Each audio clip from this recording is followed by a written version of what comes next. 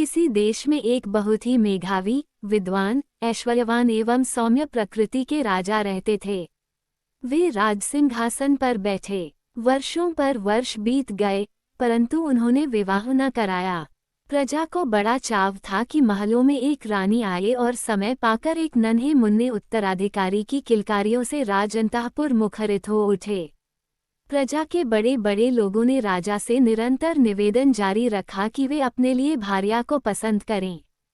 राजा ने उनके अनुरोध को स्वीकार कर लिया, इस शर्त पर कि प्रजा उन्हें स्वयं अपनी पसंद की सुकुमारी से विवाह करने की अनुमति दे दे। ये बात उल्लेखनीय है कि उस देश में विवाह और प्रेम प्रणय के विषय में भी किसी व्यक्ति को स्वतंत्रता प्राप्त न थी। राजा भी इस रीति व परंपरा में बंधे हुए थे।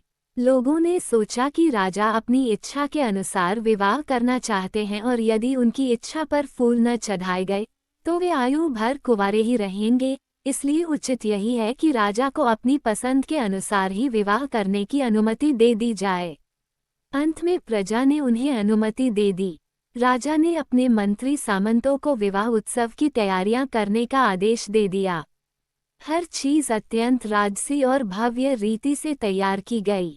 निश्चित दिन के लिए बड़ी आन बान से सेना सज धज गई। प्रत्येक व्यक्ति सुंदर एवं मूल्यवान वस्त्र पहनकर सर्वोत्तम गाड़ियों और रथों में बैठ गए।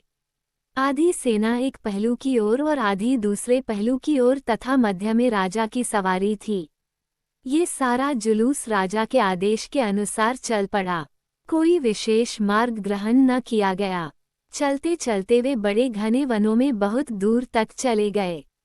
ये देखकर राजा के संगी साथी आपस में काना फुसकियां करने लगे। यह क्या करने जा रहे हैं राजा? क्या वे झील से या झाड़ झंखाड़ और पत्थरों के साथ विवाह रचाने चले हैं? वे बहुत आश्चर्यान्वित थे और चुपचाप चले जा रहे थे। अंत में ये शोभा यात्रा जंगल के एक ऐसे स्थान पर पहुंच गई जहां छोटी सी कुटिया अवस्थित थी और कुटिया के निकट ही एक झील थी जिसका बहुत ही निर्मल स्वच्छ जल दिन के आलोक में झिलमिला रहा था। झील के किनारों पर अत्यंत रमणीक, सुंदर, शोभावंत प्राकृतिक कुंज अलौकिक दृश्य प्रस्तुत कर रहे थे। कुंज के एक वृक्ष की शाखा के साथ एक खटोला या झूला सा लटक रहा था जिसमें एक बूढ़ा व्यक्ति लेटा हुआ था। राजा के साथी आश्चर्यचकित मन में कहने लगे, क्या महाराज इस बूढ़े से विवाह रचाएंगे? आधी सेना आगे बढ़ गई और जब राजा का हाथी उस स्थान पर पहुंचा तो उन्होंने अपनी सेना और साथियों को रुक जाने का आदेश दिया। तुरंत ही वहां एक बहुत सुंदर सुकुमारी कन्या दिखाई दी जो अपने पिता उस बूढ़े व्यक्ति का झूला धीरे धीरे झूला रही थी। राजा राजसिंहासन पर बैठने से पहले इस स्थान पर कई बार आ चुके थे। वे इस सुकुमारी को अच्छी तरह से देखते रहे थे और इसे सदा कर्तव्य पालन में सजग और तत्पर पाया करते। वह अपने पिता की देखभाल बड़े मनोयोग से तथा श्रद्धापूर्वक करती थी। पानी लाती, अपने पिता को नहलाती और भोजन खिलाती, कुटिया की सफाई, धोने, मांजने, मसने दलने आदि सब प्रकार के काम किया करती। परंतु इन सब कामों के करते समय सदा प्रसन्न वदन, प्रफुल्ल चित्त, पुलकित नयन और चिड़ियों की भांति चहकती दिखाई देती। सुकुमारी के इस देवी स्वभाव से राजा बहुत ही प्रभावित हो चुके थे और उन्होंने मन में संकल्प कर रखा था कि यदि उन्होंने विवाह करना ही है तो इसी लड़की से करना है। इस सुकुमारी ने विस्मित विस्फारित नयनों से इस सारे सजे धजे भव्य समारोह को देखा और इस ओर अधिक ध्यान न दिया कि वो व्यक्ति जो राजा होने से पहले कई बार घोड़े पर सवार होकर इनके द्वार के आगे से गुजरा करता था, यही राजा था। लड़की ने अपने पिता से इस राजसी समारोह के विषय में पूछा। उसके पिता ने बताया कि यह एक दुल्हा है जो किसी दूर देश में राजकुमारी को ब्याहने जा रहा है। इतने में राजा अपने हाथी से नीचे उतरे और उस बूढ़े व्यक्ति के पास जाकर उसके पांव में प्राच्य रीति के अनुसार दंडवत प्रणाम किया। बूढ़े व्यक्ति ने उनसे कहा, मेरे बेटे, क्या चाहते हो? राजा का चेहरा खुशी से चमक उठा। वे बोले, मैं चाहता हूँ कि आप मुझे अपना धर्मपुत्र दामाद बना लें। बूढ़े व्यक्ति का हृदय हर्ष से उछल पड़ा। उसके आनंद की सीमा न रही। उसने कहा, तुम्हें भ्रम हुआ है, राजा, तुम्हें भ्रम हुआ है। तुम्हें एक भिखारी की बेटी से ब्याह रचाने की इच्छा कैसे हो सकती है? प्रश्नवाचक चिन्ह। हम गरीब हैं, बहुत ही गरीब। राजा ने कहा कि वे इस भोली भाली रूपवती लड़की से अधिक अन्य किसी से प्यार नहीं करते। बूढ़ी ने जरा सोचकर उत्तर दिया, यदि ऐसी बात है तो ये कन्या तुम्हें सौंपता हूँ। इस कन्या का ये पिता वेदांत वेता था और उसने अपनी बेटी को भी वेदांत की शिक्षा से अलंकृत कर रखा था। अब बूढ़े महात्मा ने राजा से कहा कि उसके पास दहेज देने को कुछ नहीं है और जो कुछ वह दे सकता है वह है केवल आशीर्वाद। राजा ने साधु कन्या अथवा अपनी दुल्हन को सब प्रकार के बहुमूल्य वस्त्र भेंट किए और उससे पहन लेने के लिए निवेदन किया। साधु कन्या ने वे वस्त्र पहन लिए, परंतु साधु कन्या खाली हाथ राजा के पास न गई। उसके पास दहेज था। वह क्या था? एक टोकरी में, जो राजा ने उसे आभूषण रखने के लिए दी थी, उसने अपने फटे पुराने वस्त्र डाल रखे थे जो उसने पहले पहन रखे थे। अब वेदांती साधु अकेला रह गया। एक सेवक उसकी सेवा के लिए वहां छोड़ दिया गया। इससे अधिक बूढ़ा साधु राजा से और कुछ चाहता भी नहीं था। राजा अपनी दुल्हन को लेकर राजमहलों में आ गया। पहले पहले राजा के दरबारियों ने इस दुल्हन को इसलिए पसंद न किया कि वह समाज के निम्न वर्ग की संतान थी। मंत्री, सामंत और ऐश्वर्य मदमाते लोग चाहते थे कि राजा का विवाह किसी विख्यात राजकुमारी से होता। वे इस दुल्हन के प्रति ईर्ष्या की भावना रखते थे और आदर करना नहीं चाहते थे, परंतु उस रानी ने अपने मधुर स्वभाव, सुसभ्य शालीन आचरण तथा उदार विचारों द्वारा उन सबके मनों को मोह लिया। धीरे धीरे वे सभी लोग रानी के भक्त होते चले गए। वह सदा शांत और प्रसन्न रहती थी, किसी बात का बुरा नहीं मानती थी और न किसी परिस्थिति पर खिन्न होती थी। 1-1.5 वर्ष के बाद रानी की गोद हरी हो गई। एक अत्यंत सुंदर लड़की ने जन्म लिया। राजा और रानी खुशी से फूले नहीं समाते थे। जब ये राजकन्या 3 या 4 वर्ष की हुई तो राजा रानी के पास आए और उसे बताया कि राज्य में विद्रोह की एक हवा चलने लगी है और विनाश की ज्वाला भड़क उठने की आशंका सुलग रही है। रानी ने ऐसी परिस्थिति उत्पन्न होने का कारण पूछा। उसके पति ने बताया कि मंत्री, सामंत तथा अन्य अधिकारी वर्ग उसी समय से उससे खार खाए बैठे थे जब से वे उसे ब्याह कर लाए थे। अब उन लोगों को ये बात सहन नहीं होती कि राजकुमारी राज्य के उत्तराधिकारी का स्थान ग्रहण करे, क्योंकि यह समाज के निम्न वर्ग की माता की कोख से जन्मी है। वे कुलीन रक्त चाहते हैं और इस बार इच्छुक है कि राजा किसी प्रधानमंत्री के बेटे को गोद ले ले और उसे अपना उत्तराधिकारी घोषित करे। राजा ने अपने सामंतों को बताया कि यदि ये इस प्रकार किसी लड़के को गोद ले लेते हैं तो जब उनकी लड़की बड़ी होगी एवं होश संभालेगी तो उसमें तथा गोद लिए लड़के दोनों में एक दूसरे के लिए वैमनस्य व घृणा पैदा हो जाएगी।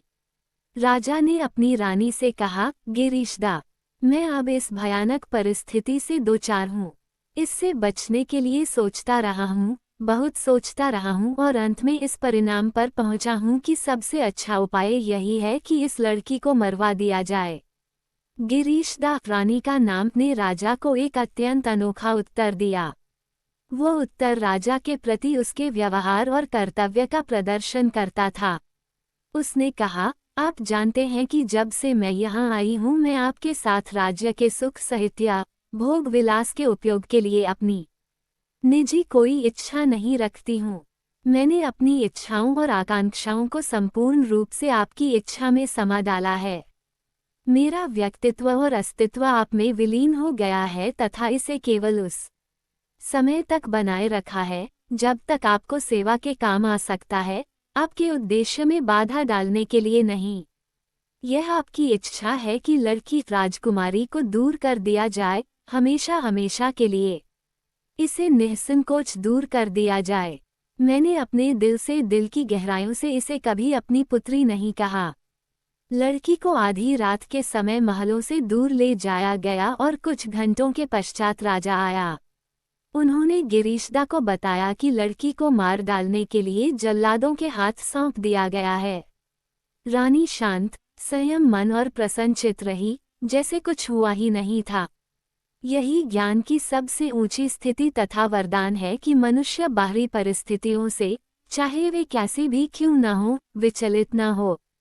राजा ने सोचा कि अब सभी लोग खुश हो गए होंगे। 1-2 वर्ष के पश्चात एक नन्हे मुन्ने पुत्र का जन्म हुआ। लड़का सबको प्यारा लगता था। जब वह 4-5 वर्ष का हुआ तो फिर एक कोलाहल उठ खड़ा हुआ। राजा ने कहा, इस समय जो परिस्थितियां पैदा हो गई हैं, उन्हें देखते हुए उचित यही लगता है कि इस बच्चे को भी मौत की गोद में सौंप दिया जाए। यदि ये लड़का जीवित रहता है तो भीषण गृह युद्ध अवश्य संभावी है। इसलिए राष्ट्र की शांति के लिए इस बच्चे को मरवा डालना ही होगा। सुनकर रानी मुस्कुराती रही, हर्ष सूचक स्वर में बोली, मेरा वास्तविक अपना समग्र राष्ट्र ही है। मेरा व्यक्तिगत या निजी कुछ भी नहीं है। मैं सूर्य के समान हूँ, जो देता ही देता है। सूर्य की भांति हम भी नहीं लेते। हमें त्याग करना चाहिए। जब हम आसक्ति का भाव नहीं रखते, किसी वस्तु से चिपके नहीं रहना चाहते, सो वह कौन सी बात है जो हमारी खुशी, हमारे सुख को नष्ट कर सकती है। सूर्य सदा देता और देता ही चला जाता है, फिर भी वह अभी तक चमक रहा है। त्याग की प्रवृत्ति किसी दुख शोक को पास फटकने नहीं देती। उस लड़के को भी रानी से अलग कर दिया गया, अर्थात जल्लादों के हवाले कर दिया गया। फिर कुछ 1-2 वर्षों के उपरांत एक और बच्चा पैदा हुआ, और वह भी जब 3-4 वर्ष का हुआ तो उसी तरह त्याग दिया गया। अब सोचिए रानी किस प्रकार अपने धैर्य और मन को संपत एवं स्थिर रख सकी। उस दिन से, जिस दिन से वह इस महल में आई थी, वह प्रतिदिन अपने एक एकांत कमरे में चली जाया करती, जहां उसने पुराने कपड़े वस्त्र सुरक्षित रखे हुए थे। यह उसका शांत एकांत कमरा था। वहां वह अपने सभी सुंदर व कीमती वस्त्र उतार देती और पुराने वस्त्र पहन लेती। इस अत्यंत साधारण लिबास में वह जान लेती, मैं वही हूँ। और इस भिखारी लिबास में यह अपने देवी भाव, अपने ईश्वरत्व को महसूस करती और देखती। शेक्सपियर ने ठीक ही कहा है, उस व्यक्ति का मस्तिष्क व मन अशांत तथा परेशान रहता है, जो सिर पर ताज पहन लेता है। वह रानी अपने हृदय की गहराइयों से यह समझती थी कि वो वही लड़की है, जो झील के किनारे चहकती और गाती रहती थी। वह राजा के महल में बंदी बना दी गई है और उससे स्वाधीनता व स्वच्छंदता छीन सी गई है। परंतु उसने अपने आप को कभी दुखी नहीं किया था और उसने अपने आप को पार्थिव विषयों में उलझने नहीं दिया था। उसने इस या उस किसी भी वस्तु से मन लगा नहीं रखा था। वह सदा वीतराग रहती थी। उसका अपना सच्चा अपना आप इर्द गिर्द की परिस्थितियों, परिवेश की घटनाओं से सर्वथा अलग थलग एवं अप्रभावित रहता था। वह निरंतर ईश्वर चिंतन व ब्रह्म भाव में डूबी रहती थी। इस तरीके से उसने सब संबंधों, सब प्रकार के आसक्ति भाव एवं कामनाओं को दूर फेंककर अपने आप को सुसंस्कृत शुद्ध बना लिया था। उसने अपने ऊपर कोई दायित्व नहीं ले रखा था। वह किसी व्यक्ति या कर्तव्य से बंधी हुई नहीं थी। इस तरह से उस रानी ने राजमहलों के आवास की अवधि में अपने आप को ऊंचा रखा, अपने धैर्य को सदा स्थिर रखा। एक रात राजा उसके पास आए और बोले कि उनके लिए न तो यह उचित है और न ही संभव कि वे आए दिन अपने बेटों और बेटियों को मरवा दिया करें। ये सिलसिला अधिक समय तक नहीं पल सकता और वे किसी का बच्चा गोद लेने का विचार भी पसंद नहीं करते। इसलिए सोच विचार के पश्चात वे इस परिणाम पर पहुँचे हैं कि उनके लिए ये सबसे अच्छी बात है कि वे फिर विवाह करें और इस तरह शांति की पुनः स्थापना करें। रानी ने राजा के इस विचार को सराहना के साथ स्वीकृत कर लिया, क्योंकि वह राजा से कभी अपने लिए सुख ग्रहण नहीं करती थी। उसके सुख का स्रोत राजा के व्यक्तित्व में नहीं था। उसको खुशी, उसको सच्चा सुख अपने ही आत्मा से प्राप्त होता था। सुख का स्रोत उसके अपने ही भीतर विद्यमान था। वह बाहर के पदार्थों में सुख की तलाश क्यों करती? वह अपने अतःस्थल में व्यापक प्रभु से अविरल सुख का उपभोग करती थी। उसके हृदय में लोभ, लालच, इच्छाओं, आकांक्षाओं से मुक्त हृदय में अपार सुखों का सागर उफान मार रहा था। रानी की इस एक रस, आनंदमग्न अवस्था को देखकर राजा विस्मित विमुग्ध रह गए और उन्होंने उससे पूछा कि वह क्या करना चाहती है। रानी ने कहा कि उनकी जो इच्छा है वही उसकी है। राजा ने उसे बताया कि वह यहाँ रहेगी तो शांति व्यवस्था भंग हो सकती है। उसके लिए अच्छा होगा कि वह यहाँ से चली जाए। राजा के कहने की देर ही थी कि रानी ने तुरंत राजसी वस्त्र उतार कर रख दिए और वही पुराने वस्त्र धारण कर लिए एवं महलों से चली गई। वह प्रसन्न थी, हृदय हर्ष से भरा था। अपने पिता के पास चली गई। उसका पिता भी उसके आने पर बहुत प्रसन्न हुआ। राजा का जो सेवक उस बूढ़े महात्मा के पास रखा गया था उसे वापस राजा के पास भेज दिया गया। एक दिन फिर राजा उस साधु की कुटिया की ओर गए। उनका ख्याल या कि अपनी भूतपूर्व रानी के प्रति सहानुभूति प्रकट करेंगे, उसका हौसला बंधाएंगे। परंतु जब उन्होंने देखा कि उसकी भूतपूर्व रानी के चेहरे पर हंसी खेल रही है, उसके हावभाव से किसी दुख, चिंता या असंतोष की लेशमात्र झलक भी प्रकट नहीं होती, तो उन्होंने विचार छोड़ दिया। उन्होंने देखा कि वहाँ का वातावरण और परिस्थिति इतनी सुखद, इतनी आनंदप्रद थी कि रानी गिरीशदा से सहानुभूति प्रकट करने का अवसर नहीं था। परंतु राजा ने यह बात उससे अवश्य कही कि आया वह नई दुल्हन रानी का स्वागत करने को आ जाएगी। गिरीशदा ने राजा की यह बात मान ली। गिरीशदा एक बार फिर राजमहलों में पहुंच गई। उसने स्वागत प्रबंधों की ऐसी योजना बनाई तथा हर वस्तु की व्यवस्था इस सुंदर रीति से की कि उसे देखकर शांति व्यवस्था के अधिकारी लोग और उनकी पत्नियां दंग रह गए। प्रबंधों के अनुसार दुल्हन राजा के पास एक भारी सेना, सोने और जवाहरातों से भरे पूरे दहेज के साथ आएगी। दुल्हन का आगमन बड़ी धूमधाम व शान शौकत से हुआ और गिरीशदा तथा राजमहल की अन्य ललनाओं द्वारा बड़े भक्तिभाव से स्वागत किया गया। गिरीशदा ने जब नई दुल्हन को देखा तो उसने उसे प्यार किया, चूमा और इस प्रकार अपने हृदय में भींच लिया कि मानो वो उसकी माता रही थी। गिरीशदा और उसके साथ की अन्य महिलाएं नई दुल्हन के रूप लावण्य को देखकर चकित रह गई, परंतु वे महिलाएं पुरानी अथवा पहली के नैतिक सौंदर्य को देखकर उससे भी अधिक आश्चर्यान्वित हुई। नई दुल्हन अपने साथ अपने 2 छोटे भाई भी लाई थी। उस देश की रीति एवं परंपरा के अनुसार राजघरानों की ललनाएं और राजसी शासक अथवा मुखिया महलों में प्रवेश करते और एक महान भोज समारोह में सम्मिलित होते। इन सब रीति अनुष्ठानों की अध्यक्षता गिरीशदा कर रही थी। लोगों ने जब अपनी भूतपूर्व रानी के शांत, सुखद, मनोहर कार्यकौशल, स्वभाव तथा व्यवहार को देखा तो उनके हृदय पिघल गए और आंखों में अनायास ही आंसू बह निकले। स्वागत समारोह तया अन्य सब रीतियां सुचारू रूप में संपन्न हो गई। अब गिरीशदा को जंगल में अपने पिता की कुटिया में लौट जाना था। परंतु राज्य के लोग जब भोजन करने गए थे तो उस समय पुरानी रानी के प्रति उनकी जो खेद एवं विरोधपूर्ण भावनाएं थी वे सब गायब हो गई और अन्य सब विरोधी बातें भूल गए। इधर गिरीशदा जब उन सब लोगों को विदा कह रही थी और राजा से आज्ञा मांगती हुई कह रही थी कि फिर भी यदि उन्हें उसकी आवश्यकता पड़े तो संकोच भाव से उसे याद करें, उस समय भद्र महिलाओं के हृदय द्रवित हो उठे और वे सुबकियां भर भर कर आंसू बहाने लगीं। उन्होंने अपनी पहली निर्दयता का प्रायश्चित किया। उन्होंने कहा, आप किसी साधु या भिखारी की नहीं, भगवान की बेटी हैं। इसके पश्चात उन सब लोगों को बताया गया कि किस प्रकार इस रानी ने राष्ट्र की शांति व सुख के लिए अपने बच्चों की मौत के घाट उतार देने की अनुमति दे दी थी। ये सुनकर नई रानी की आंखों से भी आंसू बहने लगे। उसने कहा, आपकी बेटी और बेटे मरवा दिए गए थे और अब मैं यहाँ खून की धारा में विवाह कराने के लिए आई हूँ। तब उन लोगों ने राजा को बुरा भला कहना शुरू किया। सभी लोग उपस्थित थे, नई दुल्हन भी और पहली रानी जाने के लिए तैयार थी।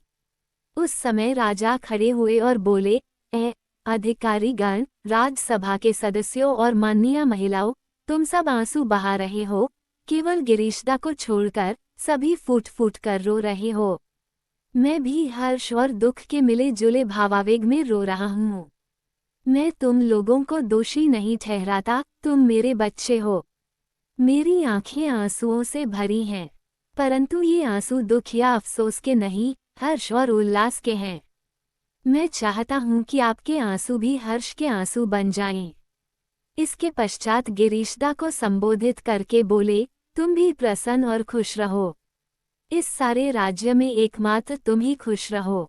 अब मालूम हुआ कि नई दुल्हन पड़ोस के देश के राजा की लड़की थी, परंतु सगी बेटी नहीं थी, गोद ली हुई बेटी थी और उसके दोनों छोटे भाई भी इसी प्रकार पड़ोसी देश के राजा के गोद लिए बेटे थे। ये यतीम बच्चे उस राजा के हाथ लग गए थे। इन बच्चों के सौंदर्य को देखकर उस राजा के मन में उनके प्रति पितृ स्नेह भाव जाग उठा था। उसने इनको अपनी संतान के रूप में पाला और पोसा था। वास्तव में ये तीनों बच्चे रानी गिरीशदा और इस देश के राजा की संतान थे। बात यूं हुई थी कि जिन जल्लादों को इन तीनों बच्चों को मौत के घाट उतार देने के लिए सौंपा गया था, उनसे ये घृणित तथा निर्दयतापूर्ण कुकर्म नहीं हो सका था। इतने सुंदर, सुलक्षण, निर्दोष बच्चों के गले पर छुरी चलाने की अनुमति किसी निर्दय से निर्दय व्यक्ति का हृदय भी नहीं दे सकता था। वे जल्लाद इन तीनों बच्चों को लेकर उक्त पड़ोसी देश में ले गए और उस देश के राजा ने इन तीनों बच्चों को काले कलूटे व्यक्तियों के पास देखा तो इन्हें निश्चय ही किसी राजघराने की संतान समझकर इन हबशी जल्लादों से ले लिया। इन असाधारण सुंदर कुलीन बच्चों को लेकर उस राजा को बहुत ही हर्ष हुआ था और उसने इन तीनों को अपने सगे बच्चों की भांति पाला पोसा और सभ्य सुशिक्षित बनाया था। अब जब ये सारा भेद इस राज्य के लोगों पर खुल गया तो ये कैसे हो सकता था कि यह राजा अपनी बेटी से विवाह कर लेता। अब राज्य के सभी बड़े छोटे लोग अत्यंत प्रसन्न हुए। पहली रानी और राजा के प्रति उनकी भक्ति पुनः जागृत हो उठी। फलस्वरूप गिरीशदा को पुनः अत्यंत सम्मानपूर्वक स्थान प्राप्त हुआ और उसकी संतान राज्य की उत्तराधिकारी स्वीकृत हो गई।